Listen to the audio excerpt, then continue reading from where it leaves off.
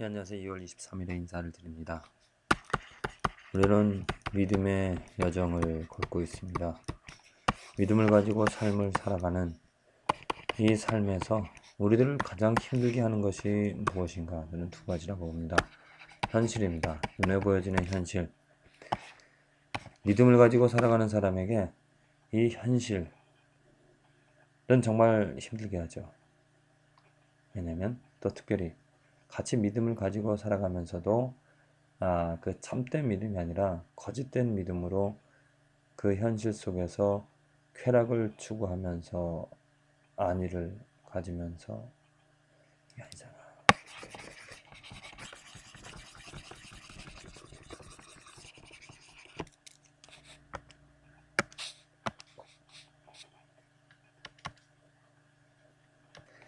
안녕하세요. 2월 23일에 인사를 드립니다. 우리가 믿음의 여정, 믿음을 가지고 이 삶을 살아가고자 할 때 우리들에게 어려움을 주는 것, 그것은 두 가지가 있는데 한 가지는 현실입니다. 현실. 정말 하나님의 약속, 하나님의 영광을 바라고 즐거워하며 그것을 살아가고자 할 때 이 보여지는 현실 속에서 정말 아무것도 보장되어지지 않은, 또 우리들이 하나님이 약속해 주신 나를 하나님의 백성으로, 또 나를 하나님의 도구로 사용하셔서 하나님의 뜻을 이루어가는데, 하나님의 영광을 드러내고자 하시는데, 그 하나님의 영광, 하나님의 뜻이 무엇입니까? 예수 그리스도를 통하여서 내가 만족이 되어지고 예수 그리스도로 하나님께 영광 돌리는, 오직 내가 예수만을 외치면서 예수님 때문에 살아가고자 하는 그런 현실, 그런 약속, 그것이 나의 삶에서 이루어지고 또 다른 사람들의 삶에서 이루어지는 그 하나님의 약속을 우리가 바라보면서 살아갈 때, 현실을 바라보면 그렇지 않습니다. 현실은 정말 예수 말고 또 예수 이외에 예수의 것만을 추구하면, 예수만을 찾으면 어떠한 고통이, 또 좀 무능력하게 보이는, 또 불가능한 것처럼 보여집니다. 아니, 정말 제가 느끼는 것은 오직 예수만으로 우리는 만족하고 예수만으로 즐거워하며 예수님 때문에 살아갈 수 있습니다. 이렇게 얘기할 때 그 이야기를 받아들이고 그 예수님을 나처럼 자랑하고 그 예수님을 쫓아서 살아가는 사람들이 없습니다. 그럴듯한 이야기처럼 보이지만 정작 결정하고 선택할 때는 예수 말고도 돈을, 또 예수 말고도 또 사람을, 또 예수 말고도 어떠한 명예를, 그 다른 것들, 예수 이외의 것들을 바라고 찾는 사람들이 너무나 많다는 것이죠. 저는 이러한 현실 때문에 이렇게 눈에 보여지는 실망되어지는 일, 나를 좌절케 하는 일, 그 현실 때문에 괴로움을 당하고 어려움을 당하게 되어집니다. 성경에는 분명히 말합니다. 하나님을 찾고 예수 그리스도로 만족을 얻으며 예수 그리스도를 통하여서 사도 바울처럼 살아가는, 모든 것을 자족하는 그러한 사람들이 분명히 있다라는 것인데, 그런데 우리를 주위에 보면은 정말 예수님만으로 만족하고 예수만으로 살아가는 사람들이 많지 않다라는 것, 보여지지 않는다라는 것, 그게 현실입니다.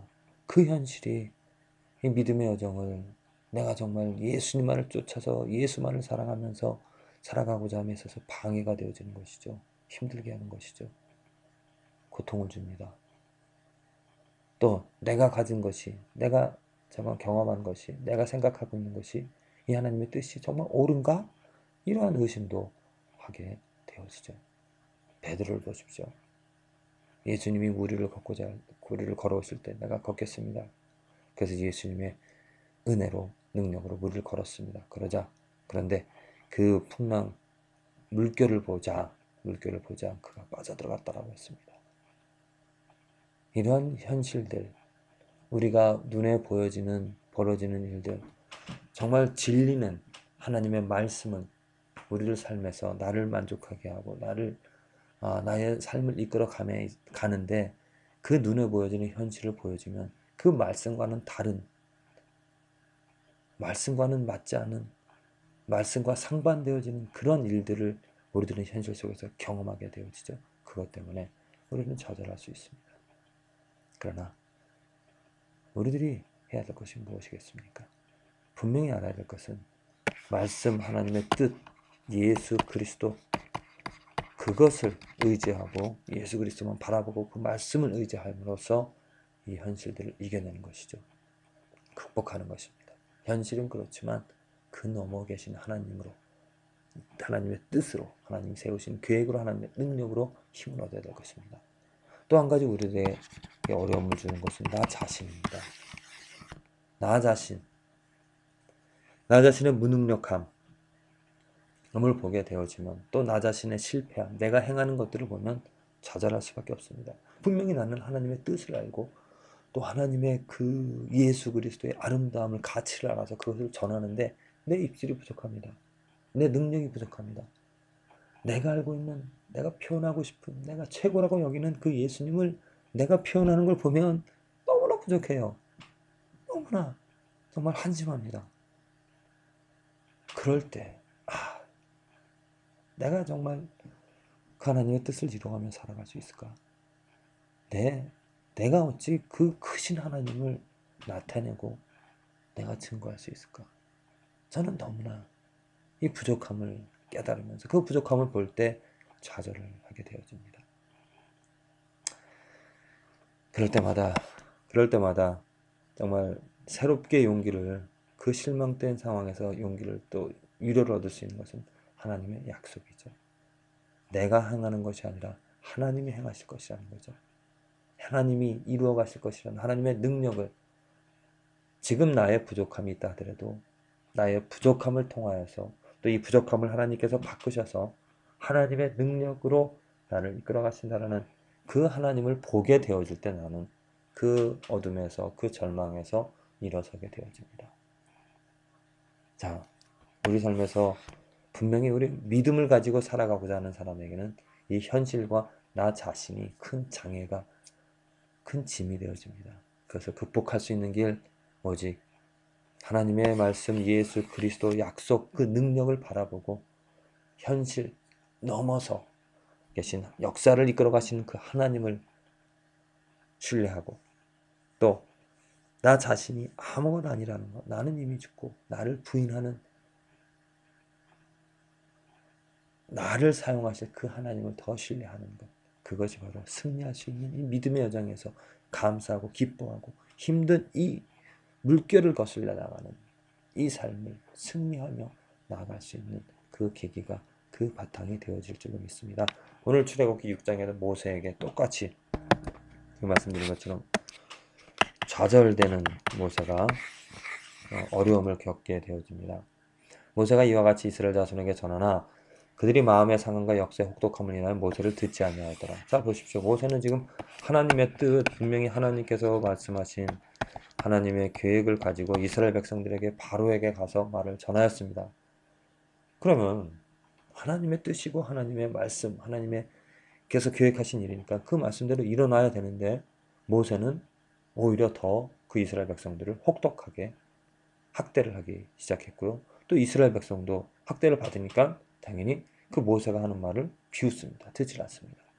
그러한 현실을 바라보면서 모세는 좌절할 수밖에 없죠. 아니 하나님께서 나를 사용하셔서 나를 부르셔 이렇게 사용하시는데 왜 하나님 이러한 일이 생기냐고 하나님 원망할 수 있습니다. 여호와께서 모세에게 일러 가라사대 들어가서 애굽 왕 바로에게 말하여 이스라엘 자손을 그 땅에서 내어 보내게 하라. 자, 하나님은 그러한 모세에게 지금 어떻게 보면 좌절하고 있는 모세에게 똑같이 일관되게 오직 하나님의 뜻을 분명하게 말하라고 전합니다. 모세가 여호와 앞에 고하여 가로되 이스라엘 자손도 나를 듣지 아니하였거든 바로가 어찌 들으리까? 또 못하겠다고 좀 두 손을 놓는 것이죠. 절망하는 것이죠. 아니, 이스라엘 백성도 듣지 않는데 바로가 어찌 듣겠습니까? 나는 입이 둔한 자입니다. 지금 모세는 또한 절망되어지는 것이 자기가 부족함입니다. 하나님의 뜻 압니다. 하지만 지금 이스라엘 백성도 듣지 않는데 바로가 어찌 내 말을 듣겠냐고. 내가 할 수 있는 나의 능력이 부족한데 내가 어찌 그 하나님의 뜻을 온전히 다 말할 수 있겠냐고 하면서 불평하고 있습니다. 이게 모세의 모습이고 또한 우리 크리스찬의 그러한 모습이 되어줄 수도 있죠.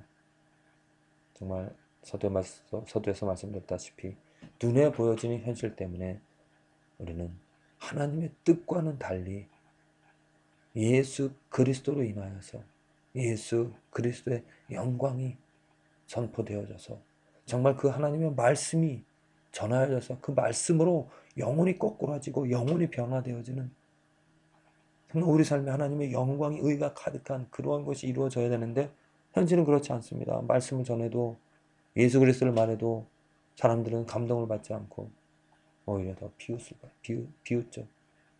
그런 현실 속에서 좌절함을 가질 수밖에 없고 모세 또한 마찬가지였습니다. 이스라엘 백성들에게 바로에게 하나님의 뜻을 말하여도 그들은 비웃었습니다. 그러나 우리는 분명히 알죠.